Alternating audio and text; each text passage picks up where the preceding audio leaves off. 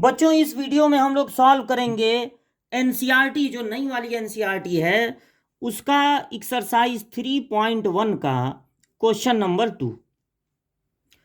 Read करते हैं question को। If a matrix has 24 elements. देखिए मैट्रिक्स क्या होता है, मैट्रिक्स होता है रो और कॉलम के टर्म में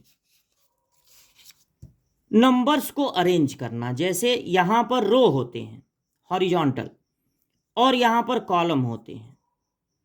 तो जैसे आपने लिखा 1 2 3 7 5 9, तो ये आपने एक मैट्रिक्स बनाया।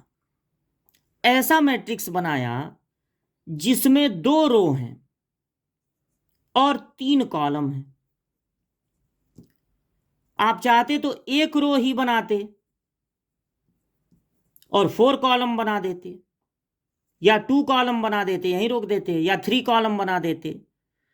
जितना मन करे आप नंबर ऑफ रो ले सकते हैं, जितना मन करे आप नंबर ऑफ कॉलम ले सकते हैं। और किसी भी मैट्रिक्स में जितने रो हैं और जितने कॉलम हैं उनका मल्टीप्लिकेशन, मतलब बस ऐसे ही लिख देना, मल्टीप्लाई करके 2 3 जा 6 नहीं लिखना है, ये उसका कहलाता है ऑर्डर।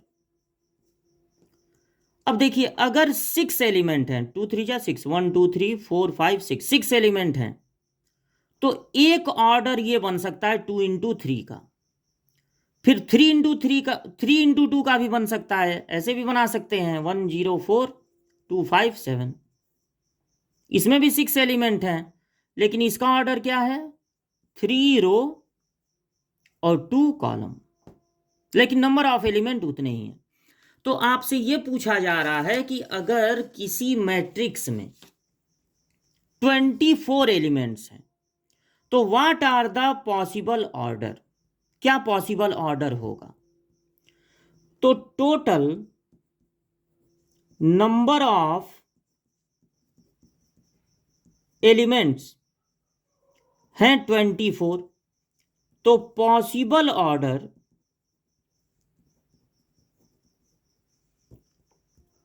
कौन कौन से हो सकते हैं। तो जैसे छोटे बच्चों से यह पूछा जाता है कि मान लीजिए 24 है, इसको आपको लिखना है 2 इंटीजर के मल्टीप्लिकेशन में, पॉजिटिव इंटीजर के मल्टीप्लिकेशन में। तो क्या क्या लिख सकते हैं, जैसे 24 को लिख सकते हैं 1 इंटू 24, या 2 इंटू 12, या 3 8 जा 24 होता है, या 4 6 जा 24 होता है, या 6 4 जा 24 होता है। ऐसे मतलब ब्रेक करते हैं छोटे छोटे बच्चे। ठीक वही काम हमको यहां इंटरमीडिएट में करना है, क्योंकि अगर हमने 24 को ब्रेक कर दिया 1 इंटू 24 में, दोनों जो है वो नेचुरल नंबर होने चाहिए। यह नहीं कि आप 24 को लिख दिए 48 इंटू 1/2।